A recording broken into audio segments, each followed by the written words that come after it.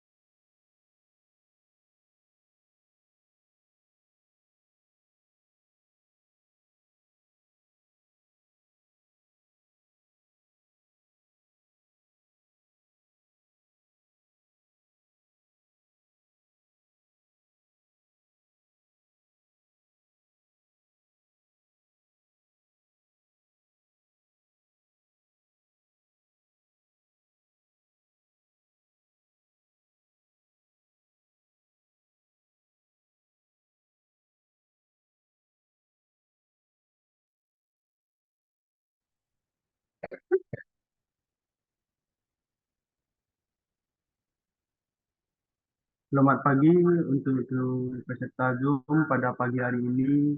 Izin kita tanyakan dulu apakah Bapak Ketua Umum APEKNAS dan narasumber kita sudah masuk dalam webinar pada pagi hari ini.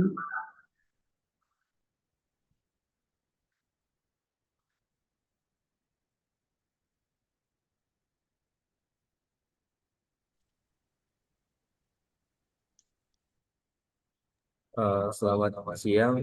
Saya sudah hadir di dalam Zoom meeting ini. Zoom.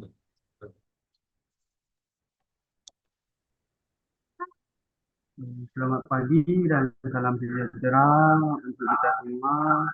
Puji syukur kita panjatkan kehadiran Tuhan Yang Maha Esa. Karena atas rahmat dan karunia-Nya kita dapat berkumpul secara virtual dalam webinar hari ini, Rabu 4 Februari 2026, dengan tema memahami instalasi kelistrikan pada proyek-proyek konstruksi. Kenalkan, saya juga Eka Suputra yang akan memandu jalannya acara webinar pagi ini. Kami ucapkan selamat datang kepada Bapak Ketua Umum APENAS, narasumber, serta seluruh pihak yang telah berpartisipasi dalam acara ini.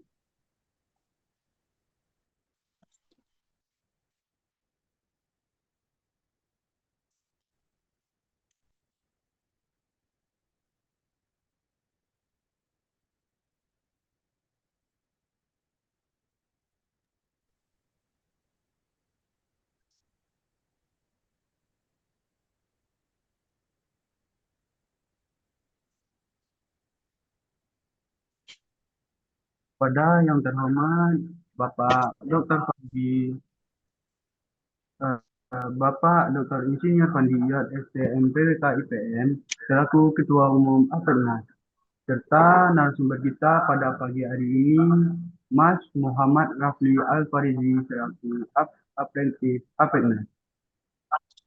Seluruh peserta webinar yang hadir pada pagi yang berbahagia ini, kami menyampaikan salam hormat kepada Bapak Ibu semua. Sebelum itu, kami akan mengucapkan selamat datang dan terima kasih kepada LPJK dan Kementerian PUPR yang sudah bersedia hadir dalam webinar pada pagi hari ini.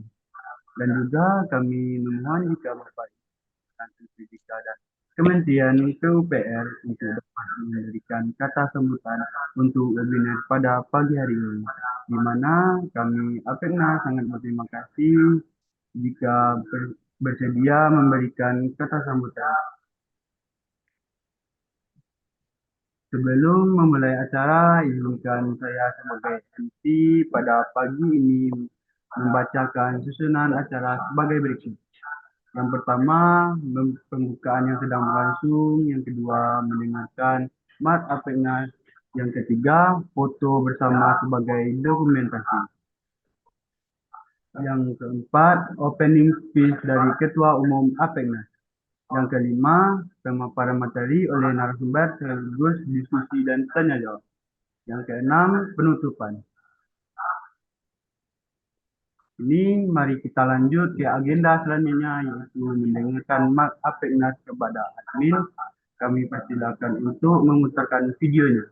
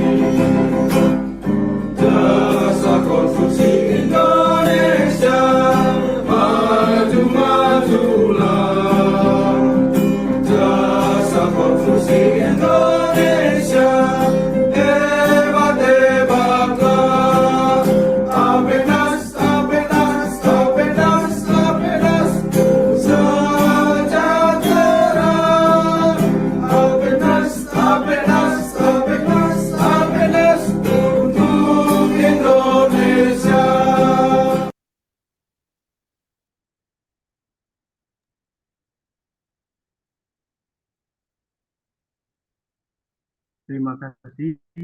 Sekarang izinkan kami untuk melanjutkan foto bersama untuk dokumentasi. Mohon kepada seluruh peserta untuk dapat menyalakan kamera Zoom.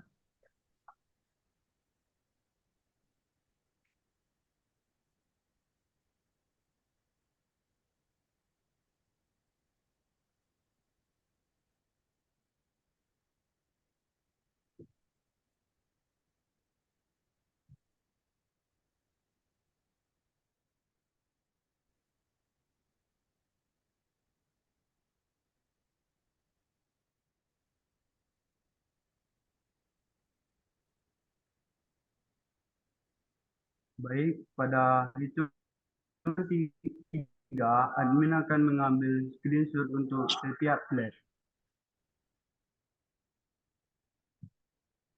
Oke, slide pertama, satu, dua, tiga.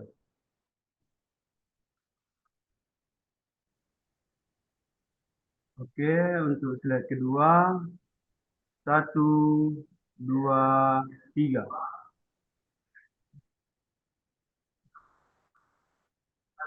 Slide ketiga,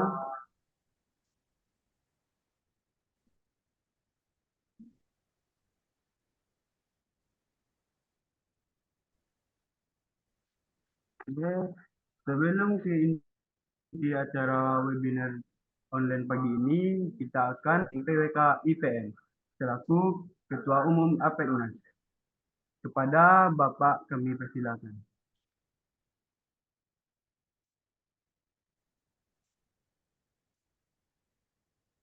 Ya, selamat pagi, Mas Jingga.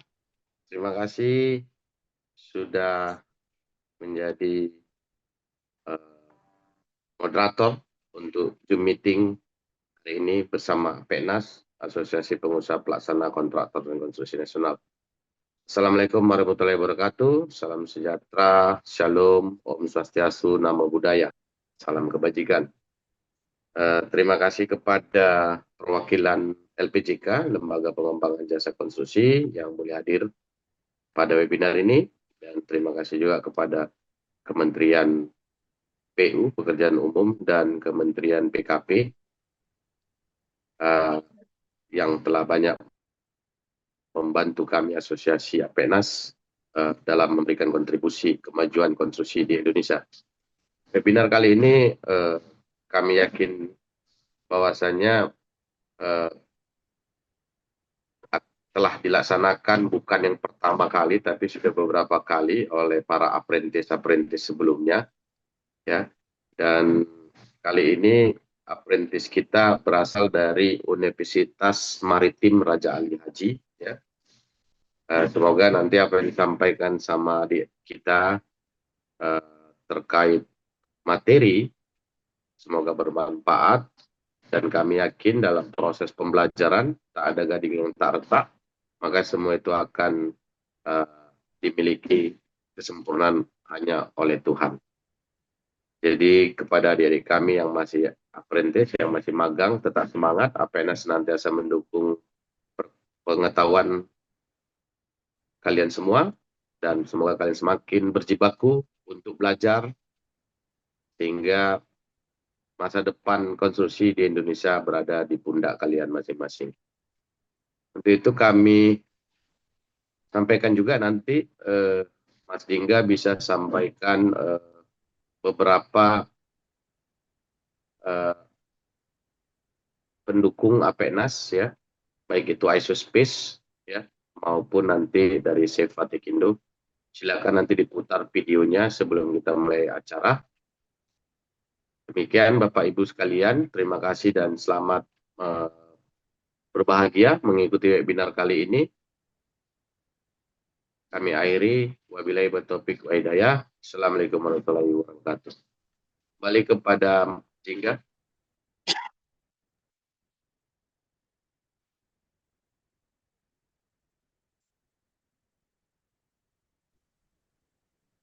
Terima kasih Bapak Dr. Fadli atas sambutannya. Baik, lanjut. Selanjutnya, admin akan memutarkan beberapa video dan promosi ISO kepada admin dipersilakan.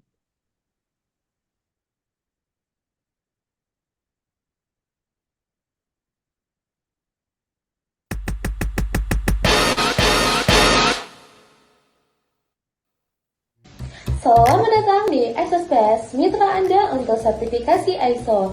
Temukan 4 proses langkah mudah untuk digitalisasi ISO Anda. Langkah pertama, penyusunan dan perencanaan. Dapatkan pelatihan dan analisis kesenjangan. Langkah kedua, penyusunan dokumen. Sesuaikan template ISO yang sudah siap pakai. Langkah ketiga, implementasi dan audit. Integritas dan audit dengan alat yang sudah otomatis. Langkah keempat, sertifikasi. Raih sertifikasi ISO dengan rasa percaya diri. Mudahkan ISO dengan ISO Space. Kunjungi kami sekarang.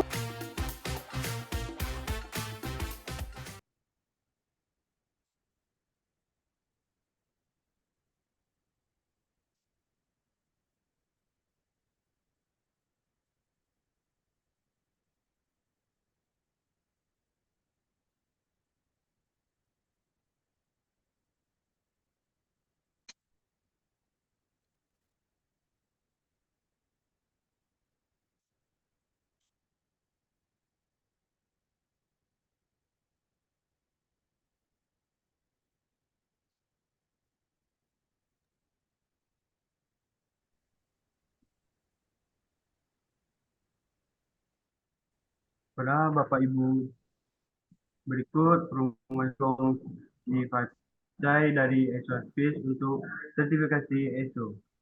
Yang pertama ada ISO 9001 yang didapat training ISO 9001, dokumen ISO 9001, sertifikat sertifikat ISO 9001.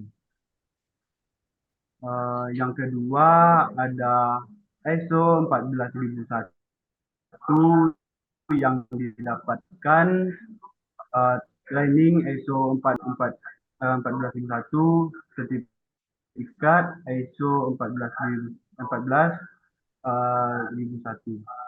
Yang ketiga ada ISO 45001 yang didapatkan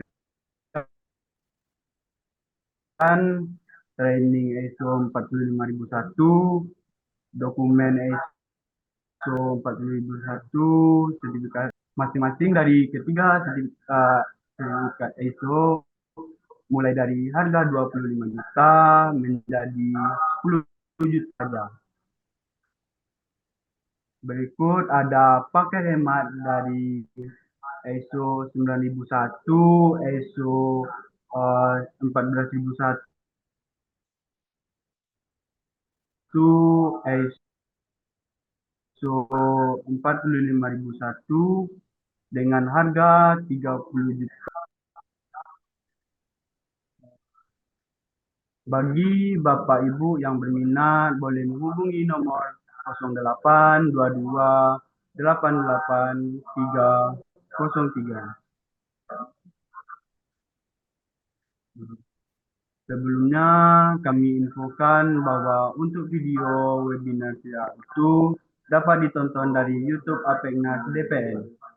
Kepada seluruh peserta jangan lupa untuk di-subscribe ya, dan untuk sertifikat dan akan kami kirimkan melalui email ketika Bapak Ibu telah mengisi daftar hadir.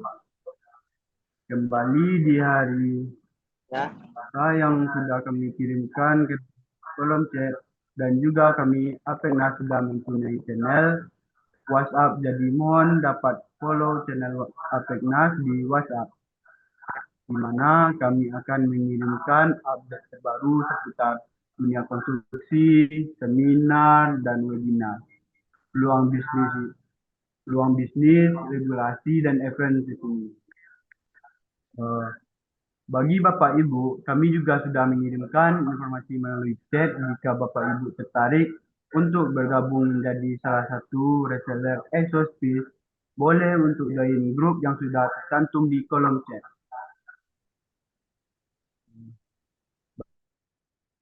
Baik, selanjutnya mari kita memasuki acara inti dari seminar online pada pagi hari ini yang nantinya akan dilanjutkan dengan diskusi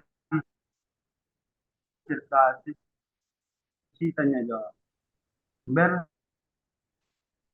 Hari ini, para peserta dapat memperoleh wawasan yang luas serta strategi yang efektif dalam menghadapi dan menyelesaikan konflik di dunia konstruksi. Pada narasumber yang terhormat, kami persilakan. Oke, baik. Terima kasih Mas Jingga. Dan terima kasih Dr. Insinyur Pandi Iot selaku Ketua Umum APEKNAS yang telah memberikan saya kesempatan untuk dapat menjadi narasumber pada webinar kali ini. Oke, Assalamualaikum warahmatullahi wabarakatuh. Perkenalkan, nama saya Muhammad Rafael Fariji. Di webinar ini saya akan memberi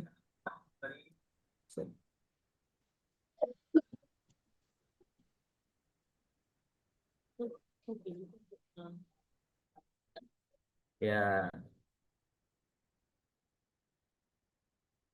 webinar kali ini berjudul dengan memahami instalasi kelistrikan proyek konstruksi. Eh, Pertama, kita harus paham dulu instalasi itu apa dan seberapa penting instalasi listrik itu untuk rumah kita ataupun konstruksi-konstruksi.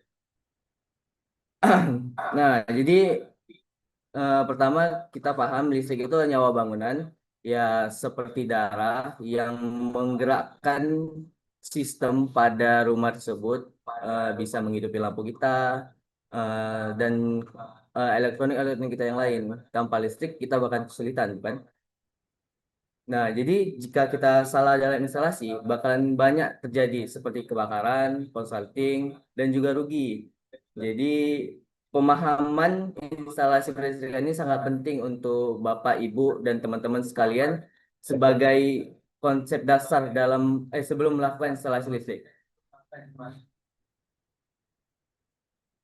Jadi, site planningnya pertama, apa itu instalasi dan proyek? Jadi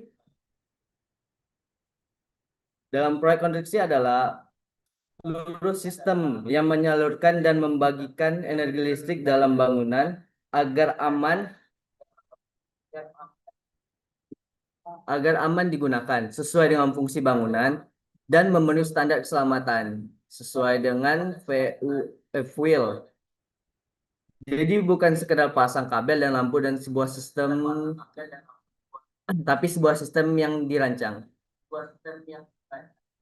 Nah, bedanya listrik rumah biasa dan standar proyek konstruksi gimana? Pada rumah biasa, perencanaan itu sangat minim, bahkan tidak ada. Yaitu terkadang pada kontraktor atau developer itu cuman pemasangan, tapi pada konstruksi atau ada standar proyeknya itu harus direncanakan sejak awal, ada juga gambar dan sertifikatnya dan sesuai dengan standar yang ada. Posisi instalasi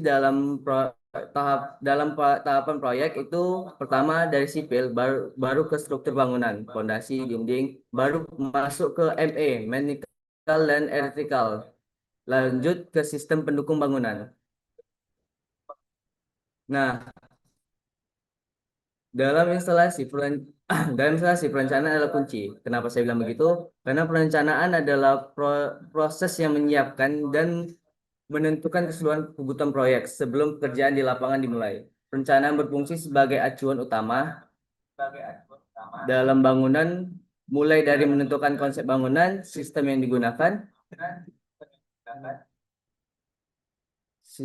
digunakan, urutan pekerjaan, hingga standar keselamatan yang harus dipenuhi. Dengan perencanaan yang baik, setiap pekerjaan memiliki arahan yang jelas sehingga pelaksanaan di lapangan tidak dilakukan secara coba-coba atau berdasarkan pikiran semata-mata. Perencanaan dalam proyek konstruksi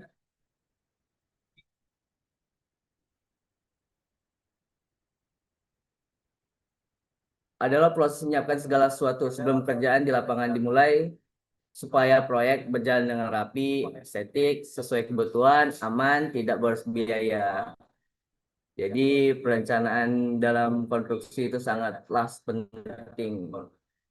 Ya, seperti kita sebelum melakukan apa-apa pasti ada merencanakan sesuatu ataupun niat. Nah, terkaitan dengan PLN itu, pertama, sebelum memasang penyambungan baru, kita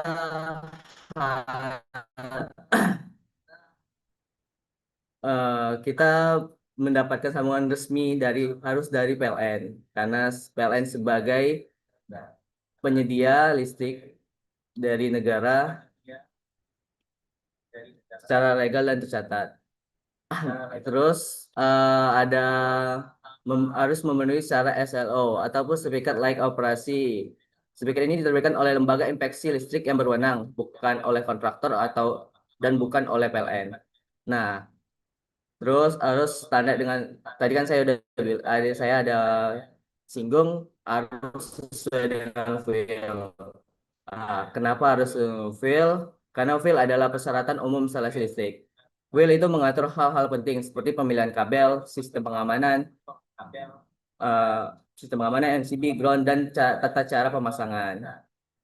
Terus risiko hukum jika izin dan aturan diabaikan. Jika sambungan listrik dilakukan tanpa proses resmi, risikonya bukan cuma teknis, tapi juga hukum.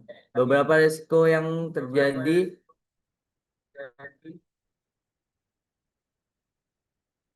itu adalah sambungan listrik dari PLN bakalan diputus oleh PLN, denda atau sanksi administrasi. Nah, alur pelaksanaan instalasi listrik itu ada beberapa tahap. Pertama itu ada perencanaan. Pertama kita bakalan melakukan gambar teknik ataupun gambar dena yang biasa dilakukan oleh arsitek ataupun developer. Itu pasti akan dibuat dena rumah dan juga dena dari instalasi tersebut, jalurnya kemana, dan di situ juga ada estimasi biaya dan perkiraannya gimana, dan pemilihan material yang digunakan. Nah, nanti perencanaan itu pasti sangat detail dari arsitek ataupun dari developernya, gimana denanya, gimana instalasinya. Nah, di situ kita sebagai pemilik ataupun yang memiliki bangunan, kita harus paham gimana instalasi itu bekerja. Jadi, jika kita terjadi kebocoran ataupun ada masalah di kelistrikan, kita tuh paham di mana ini lokasinya. Nah, terus ada pengerjaan fisik ataupun kasar. Itu ada proses pemogokan dinding, pemasangan pipa, PCB, dan box MCB. Terus penarikan kabel ataupun penarikannya itu seberapa banyak. Terus ada pemasangan komponen atau finishing. Itu ada penyambungan kabel, pemasangan outlet dan fitting ataupun stop kontak, sistem grounding. Nah, jadi sebelum melakukan pemasangan itu pasti ada juga perkiraan estimasi dari atas yang sesuai perencanaan atau persiapannya. Terus ada dilakukan pengujian. Nah, pengujian ini dilakukan oleh lembaga inspeksi dan akan menerbitkan SLO dan ID. Baru setelah itu PLN bakalan menyambungkan baru atau penyambungan baru dari PLN. Nah, PLN fun fact-nya PLN nggak bakalan memberi izin atau tidak melakukan penyambungan baru jika SLO dan ID ini tidak memenuhi syarat yang ada ataupun sesuai dengan syarat PUL. Nah, satu lagi untuk SLO dan ID ini mereka dari lembaga inspeksi itu juga bakalan mengecek kesesuaian instalasi listrik kita. Jika instalasi kita kurang, material kita tidak sesuai SNI, itu bakalan bermasalah ataupun bakalan tidak diterbitkan. Jadi memenuhi syarat WIL dan material-material yang sesuai dengan SNI sangat perlu dalam instalasi listrik. Lanjut.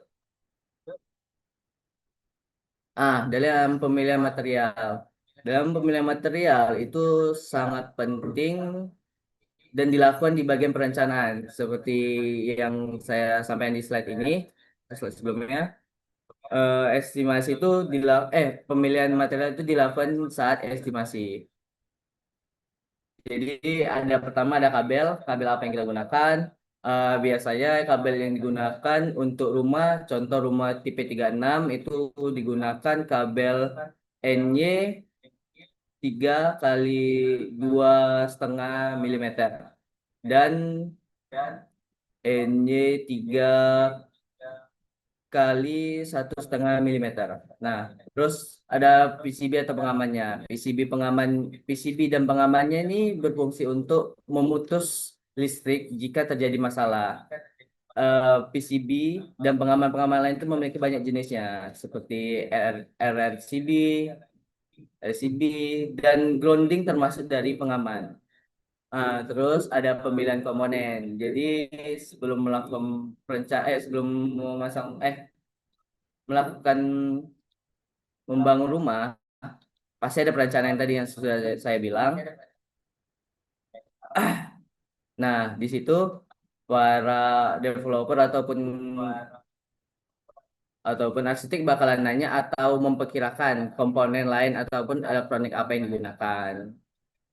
Misalnya kita ada menggunakan AC, itu bakalan beda. Jadi penggunaan elektronik ataupun beban yang digunakan pada rumah tersebut bakalan ngaruh banget ke instalasi listrik yang digunakan. Jadi pemahaman instalasi listrik ini sangat penting. Lanjut perawatan dan deteksi dini. Nah, menjaga keamanan pasca konstruksi itu sangatlah penting. Instalasi listrik yang bagus tetap butuh perawatan berkala. Banyak masalah yang timbul setelah 2 sampai 5 tahun penggunaan. Yang pertama, perawatan atau deteksi dini yang kita lakukan itu ada uji termografi menggunakan kamera inframerah untuk mendeteksi hot spot pada sambungan kabel. Nah, jadi jika ada masalah pada kabel tersebut atau eh, dua kabel tersebut fasa dan neutral itu terhubung, itu bakalan panas, bakalan diuji menggunakan uji termografi. Terus ada kekencangan baut, getaran atau panas dingin terus-menerus bisa melonggarkan baut terminal pada panel. Nah, itu sangat diperlukan. Jadi tidak ada kerusakan selanjutnya. Nah, baru ada tes grounding berkala, memastikan nilai resistansi tanah tetap rendah di bawah 0 ohm untuk pelindungan maksimal. Nah, kesimpulannya, instalasi listrik di proyek konstruksi bukan pekerjaan sederhana. Semuanya harus dimulai dari perencanaan, mengikuti standar, dikerjakan sesuai alur, menggunakan material yang tepat, dan tetap dirawat setelah bangunan digunakan. Dengan memahami ini, kita tidak mudah ditipu dan asal menerima pekerjaan dan bisa memastikan bangunan memiliki atau kerjaannya benar-benar aman. Baik, sesi materi penyampaian materi sudah saya sampaikan. Apakah dari peserta atau audiens ada ingin bertanya tentang tentang webinar kali ini?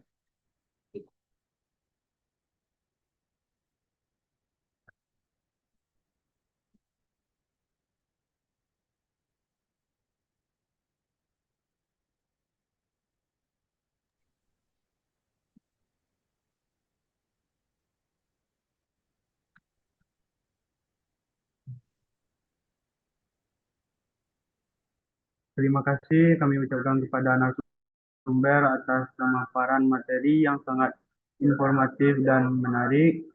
Selanjutnya kita akan memasuki sesi tanya jawab, di mana para peserta memiliki kesempatan untuk mengajukan pertanyaan seputar materi yang telah disampaikan. Silakan bagi peserta yang ingin bertanya dapat menuliskan pertanyaan di kolom chat atau raise hand untuk menyampaikan secara langsung.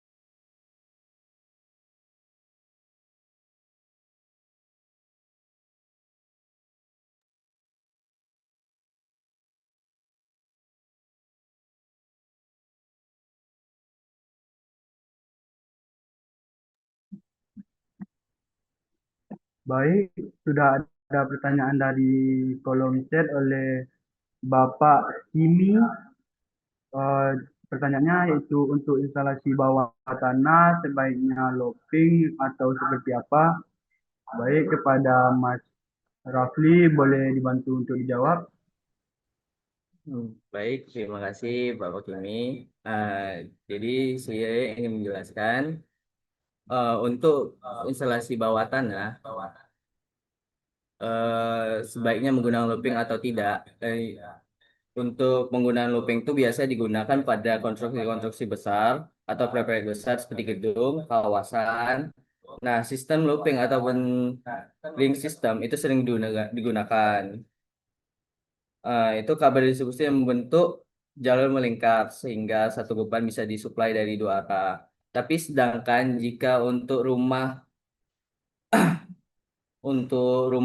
kecil atau bangunan kecil atau rumah tinggal itu biasanya tidak diperlukan looping. Instalasi cukup menggunakan sistem radial atau artinya kabel ditarik dari panel utama, jalur utama langsung menuju beban atau subpanel tanpa kembali ke sumber. Ya, kenapa begitu? Karena beban relatif kecil, sistem lebih sederhana, biaya instalasi lebih murah, dan perawatan lebih mudah. Yang kita tahu, eh, looping atau sistem looping ini sangat memakan biaya. Terima kasih.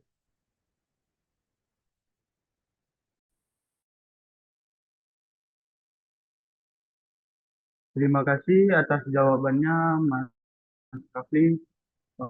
Oke, kita lanjut ke pertanyaan berikut oleh Bapak Ibu Dia Fitri Nirmala. Ya, pertanyaannya, izin bertanya Pak, proyek rumah tinggal kecil apakah tetap perlu perencanaan instalasi listrik? Kenapa? Boleh dijawab, Mas Raffi?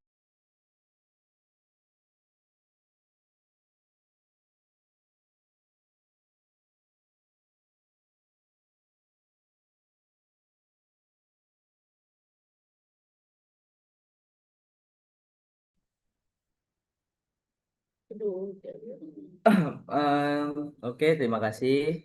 Nah, terima kasih untuk Ibu Dias telah memberi pertanyaan kepada saya. Jadi, apa rumah rumah tinggal atau rumah tinggal kecil diperlukan perencanaan instalasi? Ya, itu sangat perlu. Kenapa begitu? Eh, ini untuk walaupun rumah tinggal itu kecil atau instalasi pun juga sederhana, cuman itu untuk risiko meminim risiko listrik terjadi kerusakan dan membuat instalasi listrik kita menjadi rapi. Jadi tidak sembarangan ataupun berantakan instalasi listrik kita. Jadi tidak ada jika instalasi kita sudah rapi, tidak ada terjadi korsleting karena sudah rapi dan juga tertata dengan rapi. Nah, perencanaan itu juga membantu jalur menentukan kabel yang rapi, pembagian beban yang seimbang, dan pemilihan pengaman yang sesuai. Tanpa perencanaan, instalasi sering dibuat asal-asal, mungkin terlihat baik di awal tapi berbahaya dalam jangka panjang. Nah, sekian penjelasan dari saya tentang apakah proyek rumah kecil butuh perencanaan instalasi listrik. Terima kasih.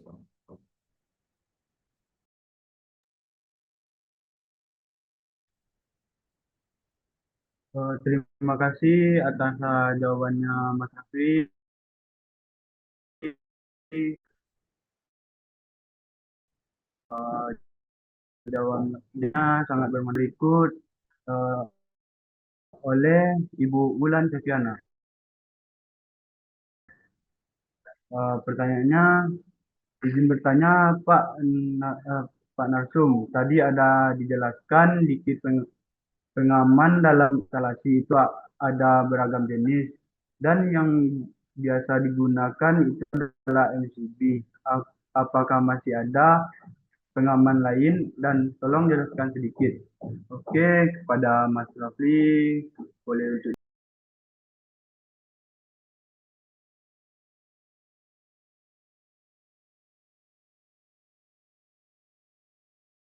Oke, terima kasih untuk Ulan sudah bertanya tentang pengaman pada kelistrikan.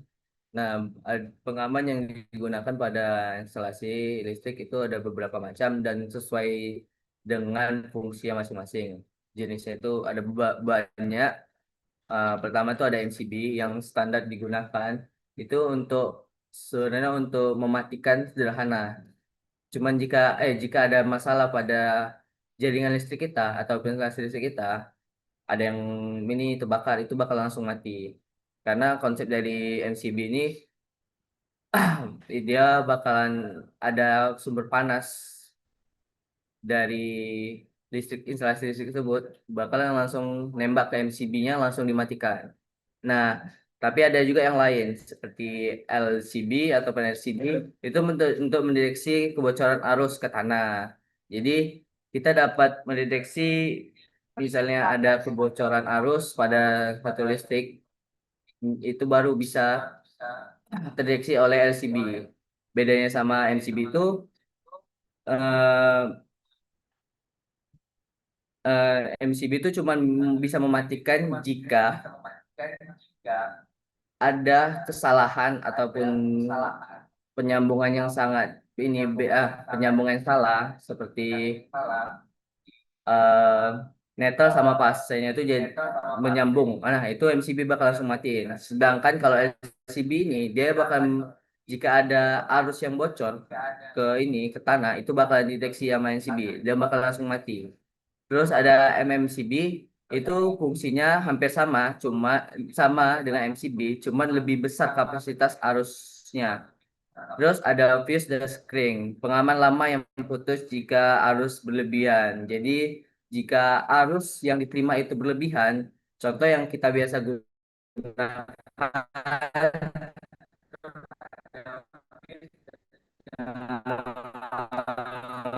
menggunakan arus berlebihan karena ada masalah sambungan ataupun masalah lainnya, itu bakal langsung dimatikan oleh fuse dan spring. Terus ada juga grounding. Grounding itu untuk melindungi dari korsleting dan mentransfernya ke tanah juga, seperti juga dengan LCB. Dan juga ada SPD atau Shock Protected Device untuk melindungi dari lonjakan tegangan akibat petir atau gangguan jaringan. Semua ini punya fungsi yang berbeda, tapi tujuannya sama, melindungi manusia dari instalasi. Terima kasih. Skip saja.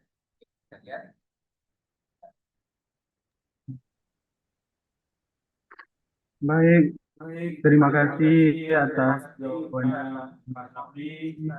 Oke, kita lanjut. Ada pertanyaan dari Ibu. Pertanyaannya, tanya Mas, lakukan perencanaan memiliki masing-masing Contoh lampu ada jalur melindungi dan terpisah dengan jalur untuk beban yang rendah dan yang kenapa ada dalam perencanaan pembedaan jalur pada beban tertentu oleh masyarakat untuk menjawab.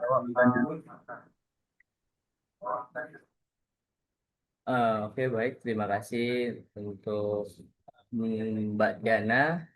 Saya jadi dalam perencanaan itu ada beberapa jalur yang bakalan digunakan dalam instalasi listrik. Jadi biasanya ada 3 jalur untuk kelistrikan utama. Pertama itu ada untuk kelistrikan dari lampu atau light, itu memang biasa dibedakan. Yang biasa terhubung itu cuma untuk penerangan atau lampu dan juga saklar.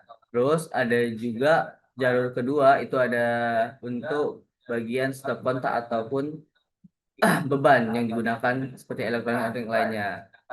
Nah, itu bakal disesuaikan dengan apa yang bakal digunakan. Nah, yang terakhir tuh ada yang untuk motor. Nah, untuk motor nih sebenarnya itu seperti kayak AC, kulkas yang menggunakan tegangan yang sangat tinggi. Yang seharusnya itu sebenarnya yang lebih bagusnya itu menggunakan 3 pasang. Tapi karena kita kalau ya rumah kecil ataupun proyek-proyek kecil rumah tinggal itu menggunakan 1 pasang, jadi sebaiknya jalur dalam instalasi itu dibagi menjadi 3 bagian. Itu pertama ada lampu, kedua itu ada beban, ketiga itu ada motor. Motor ini seperti yang saya bilang tadi, AC, eh, pompa air. Kipas termasuk nggak? Oh, kipas tidak termasuk, dan kipas itu termasuk dalam beban karena pasti dari kipas sudah menyesuaikan dengan stop arus yang digunakan sesuai dengan standarnya. Terima kasih untuk Mbak Diana sudah bertanya seperti itu.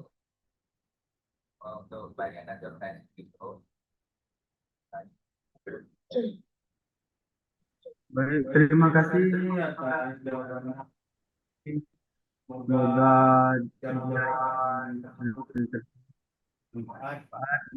Oke, kita lanjut lagi.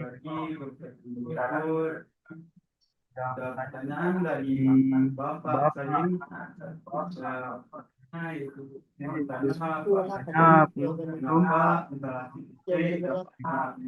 Penurunan kualitas dan bertahan lama. Oke, kepada Mas Rafli boleh untuk dijawab. Oke, baik. Terima kasih Bapak Salim sudah memberi pertanyaan. Nah, itu kenapa listrik sangat mengalami penurunan dan kualitasnya dan tidak bertahan lama, itu ada beberapa faktor. Pertama itu ada pemilihan material yang sudah saya sampaikan tadi, dan terus sambungan ataupun instalasi yang tidak kencang, beban yang beban berlebih terus menerus, dan faktor lingkungan seperti panas, kelembapan, dan juga mempercepat penurunan kualitas instalasi seperti kabel dan juga komponen-komponen lainnya seperti kontak. Nah, makanya perencanaan, pemilihan, dan persiapan itu sangat diperlukan sebelum melakukan instalasi listrik pada rumah ataupun proyek-proyek konstruksi seperti itu.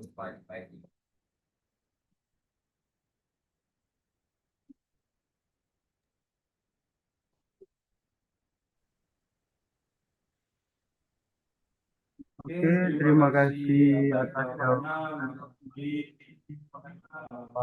Oke, kita lanjut. Ibu Faradila, Ramli mau bertanya, jadi sebetulnya pasang-pasangnya kapan ya? Oke, buat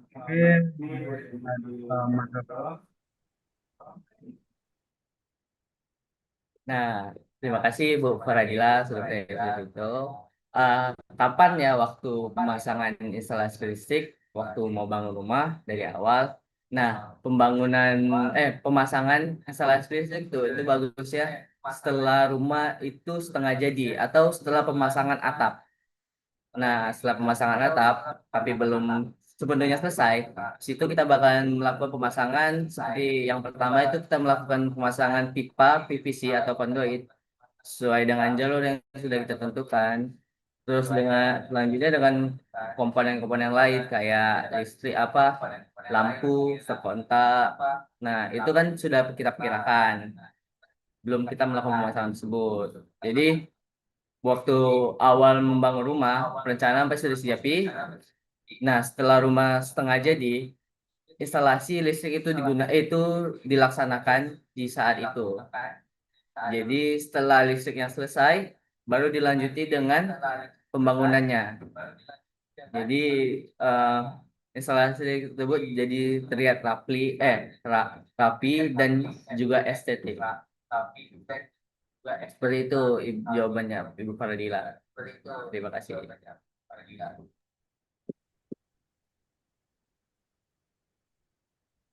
Oke, terima kasih kepada Mas Nofri untuk jawabannya betul-betul bermanfaat sekali dan Mas Nofri.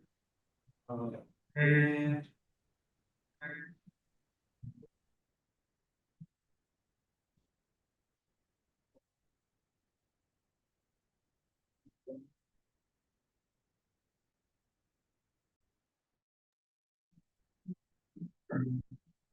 Oke, karena kita masih memiliki waktu, apakah masih apakah Bapak Ibu masih memiliki pertanyaan, boleh cantum di kolom chat atau raise hand untuk menyampaikan secara langsung.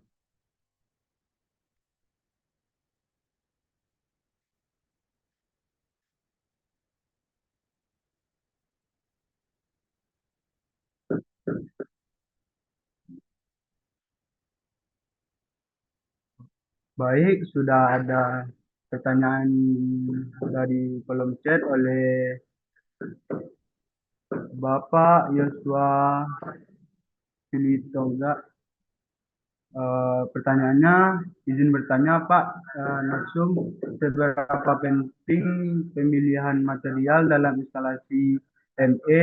Apakah pemilihan material dapat mengurangi risiko kebakaran, korsleting, dan lain-lain? Oke, buat Mas Rafli boleh dijawab.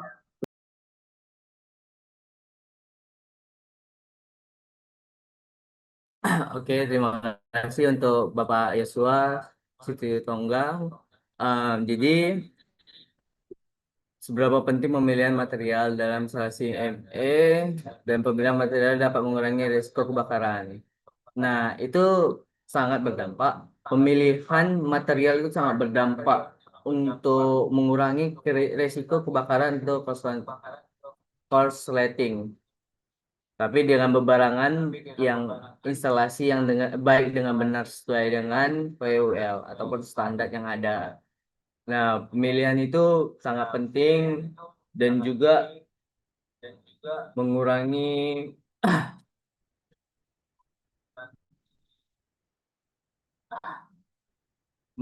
resiko kebakaran tadi.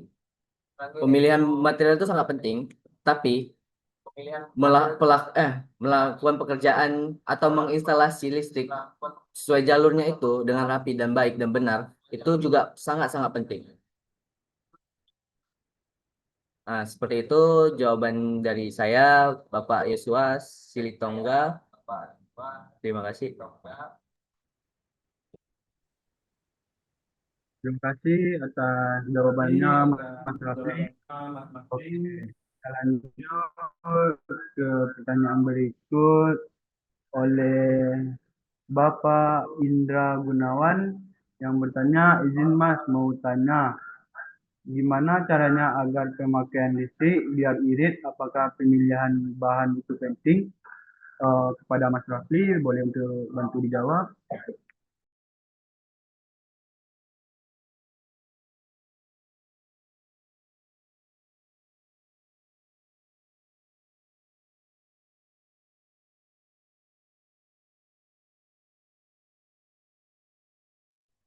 Oh, baik, terima kasih Mas Indra Gunawan.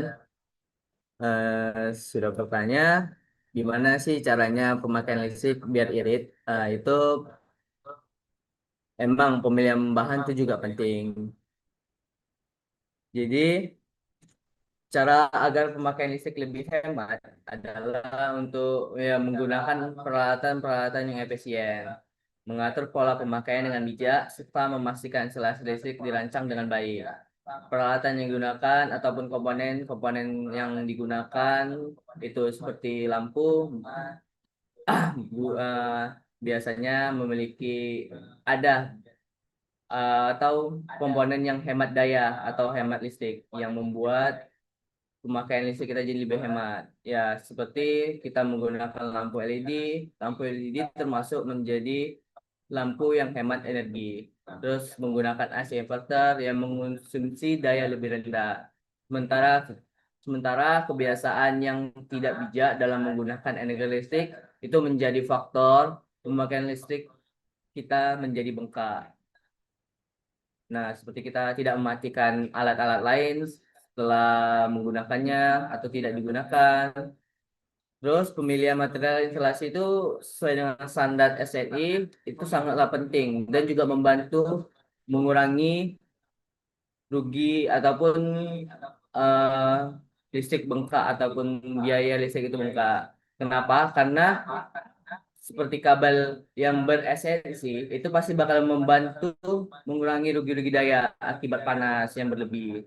Jadi saat panas yang berlebih bakalan terjadi rugi-rugi daya yang membuat listrik yang kita gunakan tuh jauh lebih besar. Itu yang membuat tagihan listrik kita menjadi sangat besar dan membengkak tak seperti yang kita perkirakan. Sehingga sistem dapat bekerja lebih efisien dan aman dalam jangka panjang. Seperti itu jawabannya Mas Indra Gunawan. Saya kembalikan kepada Bapak.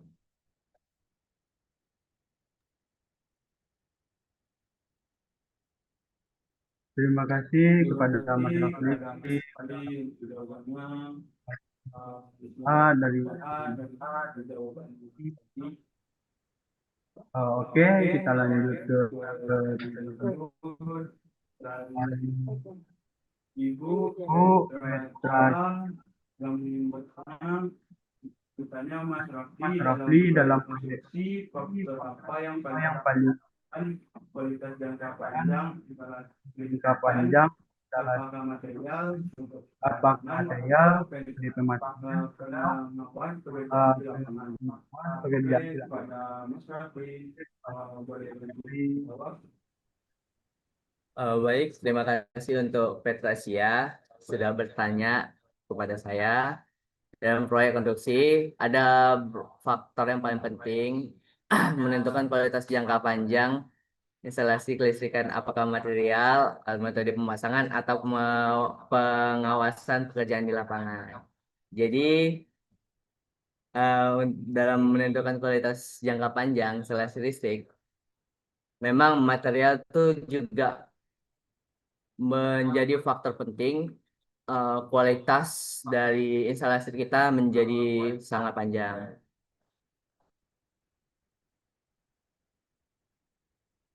Jadi bisa bertahan lama. Dan yang lain seperti metode pemasangan, pengawasan pekerjaan itu juga sangat penting dan juga menjadi faktor paling menentukan kualitas seberapa lama instalasi listrik itu dapat bertahan. Jadi banyak faktor lain seperti faktor lain untuk menentukan jangka menentukan kualitas jangka panjang instalasi kelistrikan. Seperti itu, Ibu Petrasia.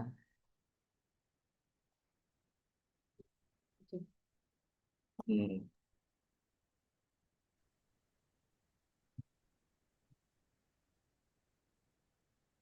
Terima kasih atas jawabannya, Mas Rafli. Oke, kita lanjut ke pertanyaan berikut. Kepada Bapak Bapak Madi Mataram, tanya narasumber sepertinya penting untuk alat-alat di proyek seperti tower crane, genset atau bahkan set of race. Oke, kepada Mas Rafli boleh dibantu untuk dijawab.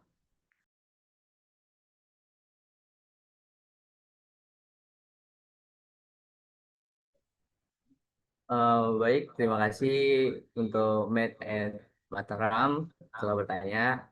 Seberapa penting sih grounding untuk alat-alat di proyek tower crane, genset, ataupun site office? Nah, ya itu sangatlah penting dan wajib. Grounding adalah elemen utama dalam keselamatan pada instalasi kelistrikan karena melindungi manusia dari sengatan listrik, mencegah kerusakan peralatan, dan memastikan sistem proteksi listrik bekerja dengan benar. Tanpa grounding, risiko kecelakaan dan kegagalan instalasi menjadi sangat tinggi. Jadi, grounding itu sangat penting untuk keselamatan kita dan juga elektronik ataupun beban-beban yang digunakan pada kelistrikan ataupun proyek-proyek konstruksi kita. Seperti itu, Bapak dan Mataram.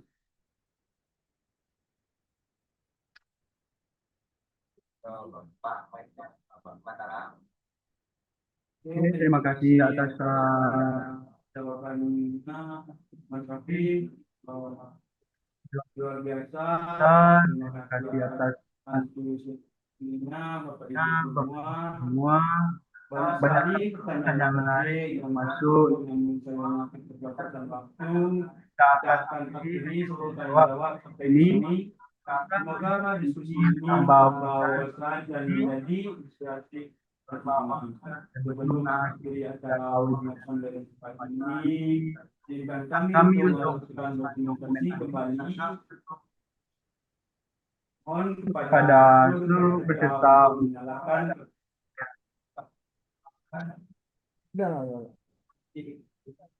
Jadi, oh, apa nih?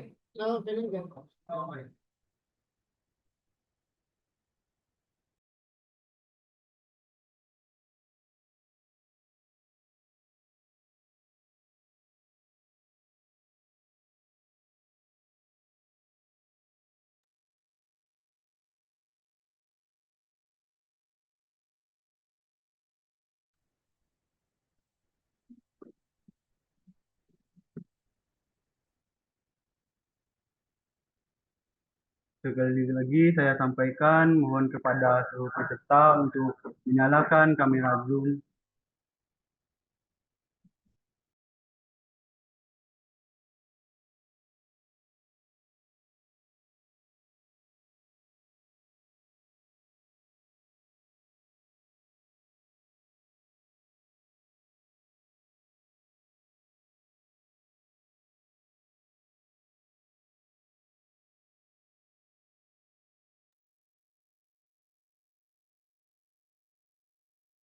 Pada hitungan ketiga, admin akan mengambil screenshot untuk setiap slide. Oke, slide pertama, 1, 2, 3. Oke, kita lanjut ke slide kedua, 1, 2, 3. Oke, slide ketiga, 1, 2, 3. Lanjut, slide terakhir, 1, 2, 3. Terima kasih. Kami infokan kembali bahwa untuk video webinar secara utuh dapat ditonton dari YouTube Apeknas DPN. Kepada seluruh peserta, jangan lupa untuk subscribe ya, dan untuk sertifikat dan materi akan kami kirimkan melalui email kepada Bapak Ibu setelah mengisi daftar hadir yang sudah kami kirimkan ke dalam chat yang dan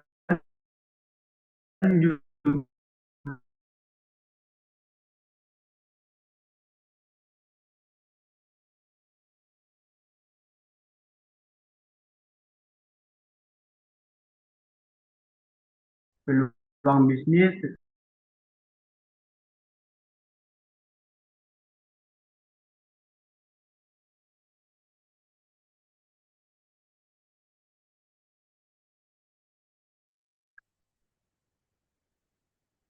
mohon maaf, saya lanjut lagi. Di mana kami akan mengirimkan update terbaru seputar dunia konstruksi, seminar dan webinar, peluang bisnis, regulasi, event terkini. Dan untuk yang ingin bergabung untuk menjadi anggota reseller Space, kami sudah mengirimkan melalui kolom chat untuk bisa bergabung ke dalam grup reseller. Di situ kami akan informasi mengenai reseller Space. Demikian rangkaian acara webinar kita pada hari ini. Terima kasih kami ucapkan kepada narasumber atas ilmu dan wawasan yang telah dibagikan serta kepada seluruh peserta dapat berpartisipasi. Semoga kegiatan ini bermanfaat dan dapat menambah pengetahuan kita semua. Sampai jumpa pada kesempatan berikutnya.